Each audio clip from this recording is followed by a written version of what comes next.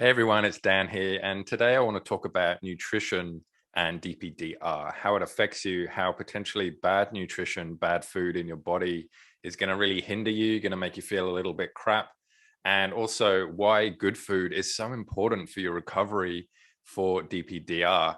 And hey, if you are new to the channel, then welcome. My name's Dan, and I help people overcome their DPDR through coaching techniques to get their life back on track and live a life DPDR free. So a lot of people sort of overlook food or they overrate food in regards to the effect that it actually has on their recovery and how they're feeling during the day. But there's been lots of studies done and there's lots of evidence out there about how food and nutrition plays such an important role when it comes to overcoming sort of any type of mental illness that you've got. And if you're not too familiar, I would use the analogy of a car. And before you roll your eyes, because you're like, okay, here we go with this one again, please hear me out. So imagine that, you've got a car and you need to put the right fuel in it. You need to put oil in it. You need to put water in the radiator and all that type of stuff. So to keep your car running, and you can equate a car to being let's just say that at the moment you are the car. So you're putting all the right stuff in and everything's going good. Now, imagine your car that you drive. If you start putting, say, milk in the radiator and you put, petrol full of sand into the petrol tank and all the other things, your car's going to sort of run. But then after a while, it might start shaking or it might start sort of puffing out black smoke or it might start stuttering. And in the end, it's going to stop and you're going to have to basically service it to get it back on the road. And it's exactly the same with you and your body. You physically need the right stuff. When you put the right stuff in your body, it's going to make you feel so much better. And this is actually really underrated. And look, to give you a bit of proof of this, I actually did an experiment on myself when it came to food. There was a time when I was feeling really down and my anxiety was quite bad. And I was actually experiencing depression as well. And you know what? I looked at what I was eating, and it was just stuff like, mashed potatoes and bread and sausages and sort of all that real British hearty food. There wasn't a whole lot of vegetables or salad or anything in it.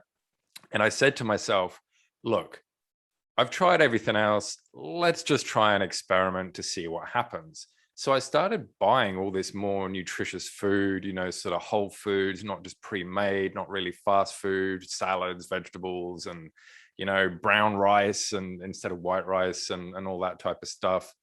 And you'll never guess what happened is that it actually made me start to feel better without really me doing anything. I mean, the only thing I did was to get the good food into my body. But I didn't change my sort of activities. I didn't try and change how I was thinking. I literally just changed my food. And what was really good was that I could sense myself having more energy. I sort of felt a bit sort of brighter and not as foggy and dull in the morning. I was able to sort of have the energy that I needed to give me that pick me up to start doing things like exercise and, doing more productive things to help me overcome all the issues that I was doing. And it's the same with you. You really need to look at what you're eating. Are you just having fast food? Are you just having lots of soft drink? Are you just eating lots of chocolate and having lots of sugar?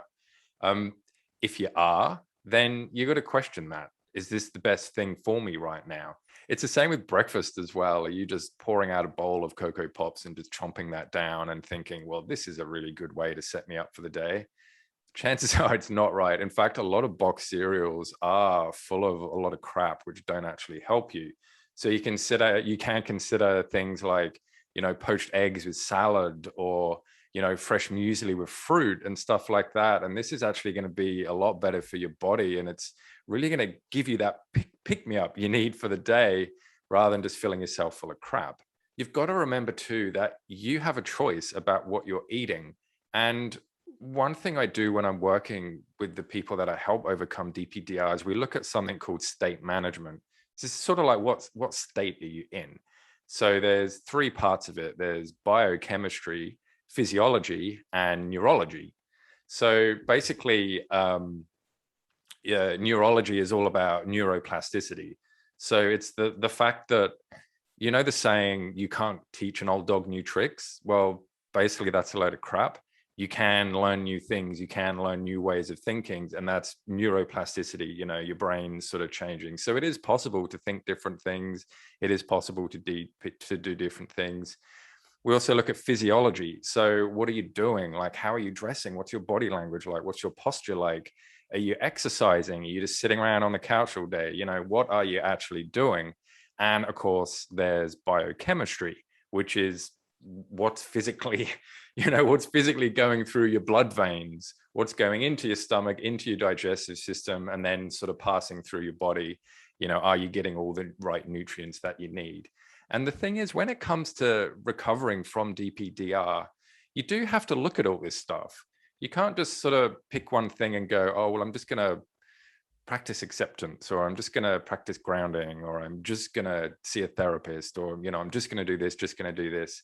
So to give you your best chance, you've really got to consider every single element that's happening with you in your life. What are your habits? What are you physically doing? And most importantly of all, with regards to biochemistry, what are you eating? What nutrients are you putting in your body? Are you giving yourself the best chance of success to be able to do this? In terms of all the specific foods you can eat, there's lots and lots of articles and videos out there. So I just suggest you go look at one of them, depending on whether you're vegan, vegetarian, eating meat's okay.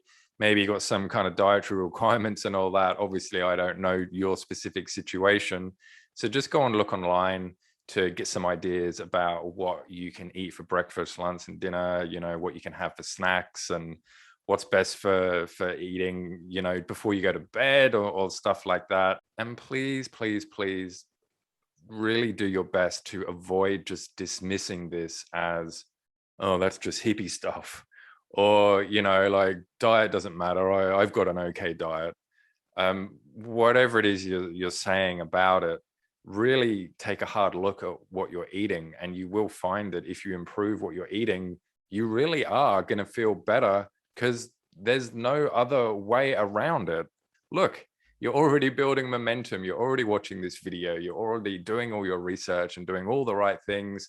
Now let's start, instead of just sort of listening to that and going, oh, well, yeah, that sounds pretty cool, maybe I'll do that. Actually go out and do it. Actually go out and make these changes, put them into practice, and try an experiment, if nothing else, just to sort of see what happens. Well, my friends, I hope you've learned a little bit from this video and liked it. And if you do want to chat to me about what you're experiencing with your DPDR and sort of the process that you perhaps need to go on to overcome that, then please reach out to me either in the comments, or all the info is in the description of the video. And until next time, happy eating, and I'll see you all in the next video. Bye.